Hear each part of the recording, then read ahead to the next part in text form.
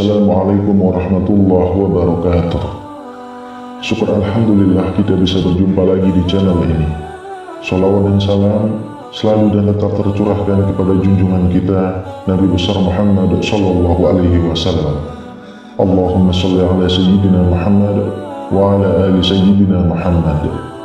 Harapan dan doa saya semoga saudaraku semuanya selalu diberikan kesehatan, dilapangkan rezekinya, diampuni dosa-dosanya, dan dipanjangkan umurnya. Amin ya rabbal alamin.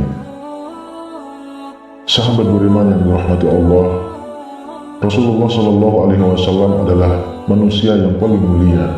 Tak ada sedikit pun cacat dalam pribadinya. Setiap perkataan, perbuatan, dan ketetapannya menjadi sunnah sebagai contoh dalam kehidupan umat manusia. Allah Subhanahu wa Ta'ala memuji Rasulullah Shallallahu Alaihi Wasallam dalam salah satu ayat dalam Al-Quran. Sesungguhnya telah ada pada diri Rasulullah itu suri teladan yang baik bagimu, yaitu bagi orang yang mengharap rahmat Allah dan kedatangan hari kiamat, dan dia banyak menyebut Allah. Quran Surah Al-Ahzab ayat 21. Salah satu di antara keistimewaan Rasulullah adalah kecintaan Rasulullah kepada umatnya. Rasulullah sengaja menahan doa mustajabnya di dunia untuk akhirat kelak sebagai syafaat untuk umatnya. Sampai-sampai di akhir-akhir menjelang wafat beliau pun yang ada di dalam pikirannya adalah umatnya. Rasulullah Shallallahu Alaihi Wasallam pernah memberikan suatu nasihat kepada salah seorang sahabatnya untuk mengamalkan nasihat ini dan mengajarkannya kepada orang lain agar selamat hidup di dunia dan akhirat. Nasihat ini pada dasarnya juga diperuntukkan kepada umat-umat sesudahnya yang dapat mengamalkannya. Lalu, apakah nasihat Rasulullah Shallallahu Alaihi Wasallam itu, dan siapakah sahabat yang diberikan nasihat itu? Sahabat beriman yang dirahmati Allah, seorang sahabat Nabi yang diberikan nasihat itu adalah Abu Hurairah radhiyallahu anhu. Kala itu, beberapa sahabat ditanya, siapakah yang ingin mengambil nasihat dariku dan mengerjakannya? Maka Abu Hurairah radhiyallahu anhu menjawab, aku wahai Rasulullah. Hal ini disebut dalam sebuah hadis yang diriwayatkan oleh Imam At-Tirmizi dan dihasankan oleh Al-Albani rahimahullah. Dari Abu Hurairah radhiyallahu anhu dia berkata, Rasulullah Shallallahu Alaihi Wasallam bersabda, siapa yang mau mengambil kalimat-kalimat itu dariku lalu mengamalkannya atau mengajarkan pada orang yang mengamalkannya? Abu Hurairah menjawab, saya wahai Rasulullah. Rasulullah meraih tanganku lalu menyebut 5 hal. Jagalah dirimu dari keharaman-keharaman, niscaya kamu menjadi orang yang paling beribadah kepada Allah. Ridholah dengan apa yang Allah tentukan untukmu, niscaya kamu menjadi orang kaya. Berbuat baiklah terhadap tetanggamu, niscaya kamu menjadi seorang mukmin. Cintailah untuk saudaramu seperti yang kau cintai untuk dirimu sendiri, niscaya kau menjadi orang muslim. Janganlah banyak tertawa, karena banyak tertawa itu bisa mematikan hati. Hadis riwayat Tirmizi. Dari hadis di atas ada 5 hal yang menjadi nasihat Rasulullah Shallallahu Alaihi Wasallam kepada sahabat Abu Hurairah radhiyallahu anhu. Hal ini juga menjadi nasihat bagi kita umatnya agar dapat selamat hingga kelak di akhirat.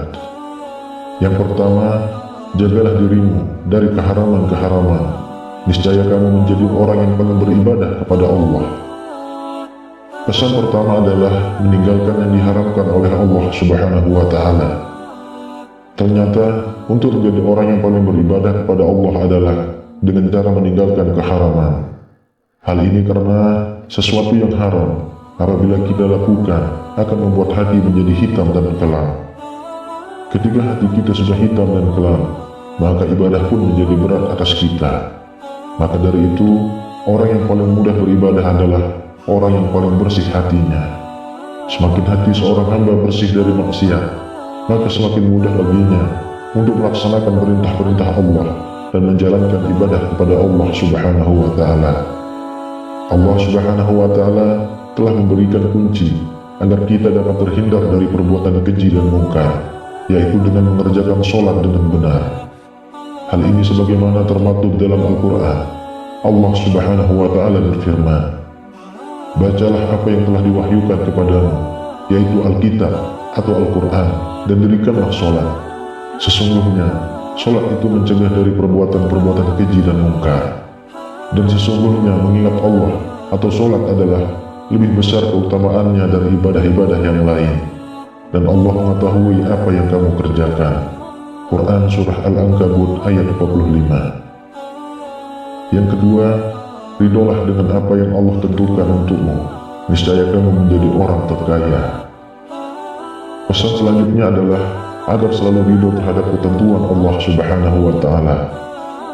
Kaya yang dimaksud dalam pesan Rasulullah ini bukan hanya kaya harta, karena hakikat kekayaan bukanlah kaya harta, melainkan kaya hati. Rasulullah SAW bersabda, bukanlah kekayaan itu karena banyaknya harta, akan tetapi kekayaan itu adalah kaya hati. Hadis riwayat Ibnu Majah. Orang yang kaya hati adalah orang yang paling qanaah. Ia selalu merasa puas dengan apa yang Allah berikan kepadanya.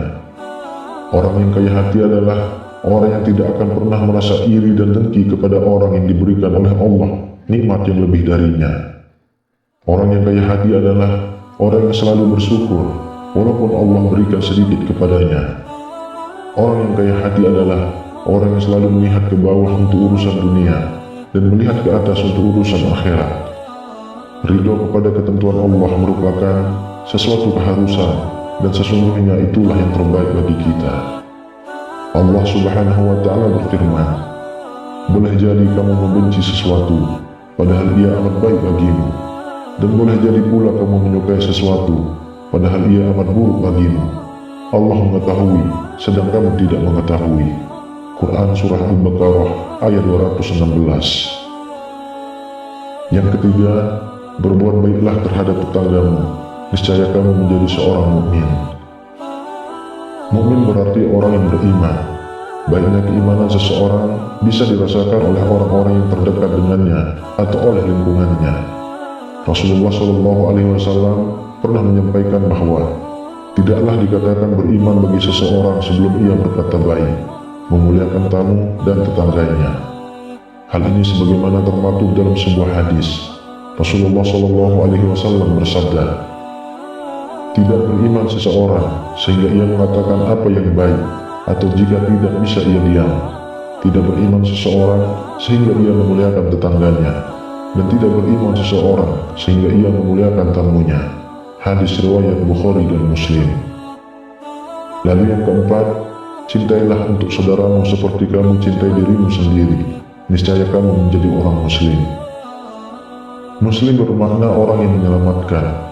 Menjadi muslim artinya menjadi orang yang menyelamatkan orang lain dari kejahatan lisannya atau perbuatannya. Menjadi muslim adalah mencintai untuk orang lain sesuai dengan ia cinta dirinya sendiri. Jika ia mengharapkan kesehatan untuk dirinya, maka harapanlah pula kesehatan itu dirasakan oleh orang lain. Jika ia mengharapkan mendapatkan kebaikan untuk dirinya, maka harapkan pula kebaikan itu dirasakan oleh orang lain. Jika ia mengharapkan kebaikan untuk dirinya, maka harapkanlah kebahagiaan itu dirasakan pula oleh orang lain. Hal inilah yang dicontohkan oleh sahabat-sahabat Nabi, kaum Ansor, yang mendahulukan saudaranya kaum Muhajirin daripada diri mereka sendiri. Tentang hal ini telah diabadikan oleh Allah Subhanahu wa Ta'ala dalam Al-Quran. Allah Subhanahu wa Ta'ala berfirman, dan orang-orang yang telah menempati kota Madinah dan telah beriman, kaum Ansor sebelum kedatangan mereka, kaum Muhajirin. Mereka, kaum Ansor mencintai orang yang berhijrah kepada mereka, kaum Muhajirin. Dan mereka, kaum Ansor, tiada menaruh keinginan dalam hati mereka terhadap apa-apa yang diberikan kepada mereka, kaum Muhajirin. Dan mereka mengutamakan orang-orang Muhajirin atas diri mereka sendiri, sekalipun mereka dalam kesusahan. Dan siapa yang dipelihara dari kekikiran dirinya, mereka itulah orang-orang yang beruntung. Quran Surah Al-Hasyr ayat 9. Kemudian yang kelima, jangan banyak tertawa, karena banyak tertawa itu bisa mematikan hati. Islam mensyariatkan kaum muslimin untuk banyak tersenyum, karena tersenyum juga merupakan sedekah.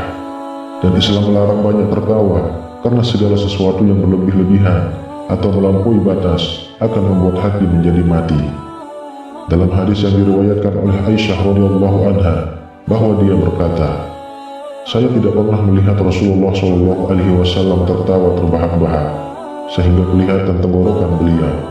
Beliau biasanya hanya tersenyum." Hadis riwayat Bukhari dan Muslim.